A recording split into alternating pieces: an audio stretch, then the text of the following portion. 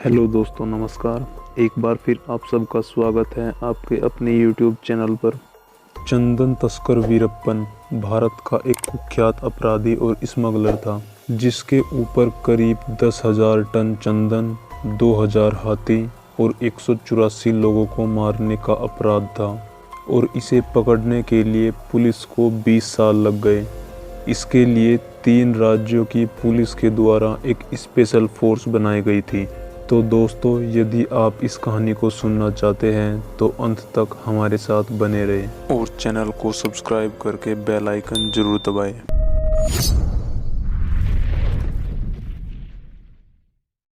लंबी लंबी मूछें रखने वाले वीरप्पन को पकड़ने के लिए तमिलनाडु सरकार के पसीने छूट गए थे, क्योंकि जंगल में उसे पकड़ने वाला कभी जिंदा वापस लौट ही नहीं पाया था।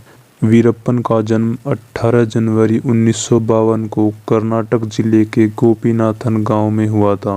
वीरप्पन तस्करी जैसे छोटे मोटे काम बचपन से ही करने लगा था, क्योंकि उसके पिता भी लूटपाट और तस्करी जैसे काम करते थे। लेकिन 17 वर्ष की उम्र में इसने अपना पहला क्राइम किया। इसके बाद ये धीरे धीरे हाथी दांत तस्कर और चंदन तस्करों के साथ मिलता चला गया। फिर धीरे धीरे इसने सभी गैंग वालों को ख़त्म कर दिया और फिर जंगल में सिर्फ एक ही नाम रहा, वीरप्पन। इसके बाद इसने अपनी एक 100 लोगों की गैंग तैयार की और अपनी टीम के साथ मिलकर चंदन तस्करी और हाथी दांत की तस्करी करने लगा। कहा जाता है कि इसका निशाना बहुत पक्का था और हाथी को मारने के लिए ये खुद ही गोली चलाया करता था और हाथी के माथे के ठीक बीच में गोली मारता था। फिर धीरे धीरे इसने तस्करी के साथ किडनैपिंग भी शुरू कर दी और कुछ अमीर लोगों को जंगलों में लाकर बदले में फिरौती लेनी शुरू कर दी। और इसकी जो पहली किडनैपिंग थी वो फॉरेस्ट डिपार्टमेंट के लोगों की ही थी। एक बार उसने फॉरेस्ट ऑफिसर की जगह 2 फोटो जर्नलिस्ट को उठा लिया, लेकिन बाद में जब उसे पता चला तो उसने उन्हें छोड़ दिया। लेकिन वो 9 दिन बाद वापस आए और उन्होंने बताया कि वीरप्पन को अपनी ऑडियो और वीडियो बनाने का बहुत शौक है, जो वो किडनैपिंग के लिए भेजा करता था। 1992 में आते आते वीरप्पन बहुत खूंखार और ताकतवर हो चुका था और फिर 9 अप्रैल 1993 को इसने 2 फॉरेस्ट अफसर को मार दिया, जिससे पुलिस पर थोड़ा दबाव पड़ा और पुलिस की टीम 2 बस में वीरप्पन को पकड़ने के लिए जाती है।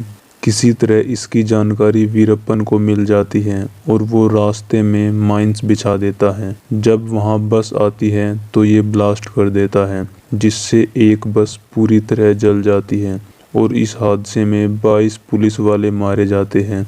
यह वीरप्पन का पहला मेजर सामूहिक हत्याकांड था, जिससे कर्नाटक और तमिलनाडु में बहुत हंगामा होता है और तब दोनों राज्यों की सरकार मिलकर वीरप्पन को पकड़ने के लिए एक स्पेशल टास्क फोर्स बनाती है।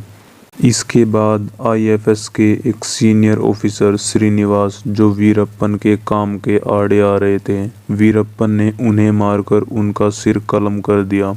और कहते हैं कि वीरप्पन इस अफसर से इतना खुंदक में था कि उसका सिर काटने के बाद उसके सिर से फुटबॉल खेला करता था। फिर इसके कई साल बाद इस अफसर का सर जंगल में मिला था। फिर एक बार ये स्पेशल टास्क फोर्स वीरप्पन को पकड़ लेती है और वीरप्पन 3-4 दिन जंगल में ही पुलिस के साथ रहता है। जब वहाँ ये पुलिस की गिरफ्तारी में रहता है तो एक दिन अचानक ये कहता है कि मेरे सर में बहुत तेज दर्द है और मुझे सिर में लगाने के लिए तेल चाहिए। तो पुलिस वाले भी उसे तेल दे देते हैं। वो तेल को अपने हाथों और कलाइयों में लगाता है और थोड़ी देर बाद तेल की वजह से उसकी हथकड़ी बाहर आ जाती है और वीरप्पन भाग जाता है। वीरप्पन सिर्फ एक बार ही पकड़ा जाता है और उसमें भी वो चकमा देकर भाग जाता है। इसी बीच 1991 में मुथुलक्ष्मी नाम की महिला से इसकी शादी हो जाती है और इसकी 3 बेटियां होती हैं।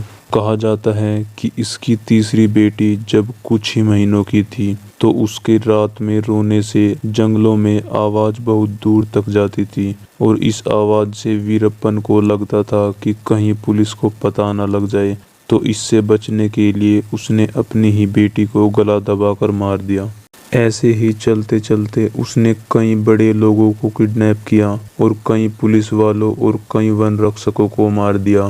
फिर ऐसा चलते चलते सन 2002 में वीरप्पन ने मशहूर कन्नड़ अभिनेता राजकुमार का अपहरण कर लिया। फिर ये खबर न्यूज और अखबारों के जरिए पूरे देश में फैल गई और वीरप्पन के आतंक की खबर पूरे देश में फैल गई। इस किडनैपिंग के बदले उसने बहुत बड़ी डिमांड रखी और फिर 108 दिन बाद 50 करोड़ रुपए की फिरौती पाने के बाद कन्नड़ अभिनेता को रिहा कर दिया था। इसके बाद सरकार ने उसे पकड़ने का अभियान जोरों पर रखा और सभी पुलिस और स्पेशल फोर्स उसे पकड़ने में जुट गई, मगर सभी उसे पकड़ने में नाकाम रहे। फिर इसके ठीक 2 साल बाद 2004 में वीरप्पन ने कर्नाटक के पूर्व मंत्री नागप्पा का अपहरण कर लिया और इसके बदले भी उसने अपनी कुछ डिमांड रखी, लेकिन इस बार सरकार ने उसकी डिमांड नहीं मानी और ऊपर से स्पेशल टास्क फोर्स ने उसे पकड़ने के लिए एक ऑपरेशन शुरू कर दिया, जिससे वीरप्पन गुस्सा हो गया और इस ऑपरेशन के 3 दिन बाद पूर्व मंत्री नागप्पा की लाश जंगल में एक नदी के किनारे मिली। इस घटना के बाद सरकार वीरप्पन से बहुत परेशान हो गई और सरकार ने वीरप्पन को जिंदा या मुर्दा पकड़ने वाले को 5 करोड़ का इनाम देने की घोषणा कर दी। फिर एसटीएफ और पुलिस वीरप्पन को पकड़ने में सख्ती से जुट गए और स्पेशल टास्क फोर्स ने कई ऑपरेशन चलाए। इन ऑपरेशन में वीरप्पन तो नहीं पकड़ा गया, लेकिन उसके कई साथी मारे गए, जिससे उसके साथी 100 से 50, 20 और आखिर में 7-8 लोग ही उसकी गैंग में रह गए और वीरप्पन कमजोर होता जा रहा था। फिर तमिलनाडु की मुख्यमंत्री जयललिता ने विजय कुमार को इस मिशन की बागडोर सौंप दी और कहा कि बस अब तुम्हारा सिर्फ एक ही मिशन है, मिशन वीरप्पन। विजय कुमार उस समय स्पेशल टास्क फोर्स के हेड थे और जो पहले भी जंगलों में कई ऑपरेशन को अंजाम दे चुके थे और उन्हें वीरप्पन के बारे में काफ़ी जानकारी थी। फिर ये वीरप्पन की छोटी छोटी जानकारी इकट्ठा करने में लग जाते हैं। एक दिन जब विजय कुमार वीरप्पन की वीडियो को देख रहे थे तो एक वीडियो में उनका ध्यान गया कि वीरप्पन कुछ पढ़ रहा है और पढ़ते हुए उसे कुछ प्रॉब्लम हो रही है और वो जो पढ़ रहा था कभी उसे पास करता तो कभी उसे दूर करता तो कभी अपनी आंखों को मसलता। इससे विजय कुमार को पता लग जाता है कि वीरप्पन की आंखों में कुछ प्रॉब्लम है।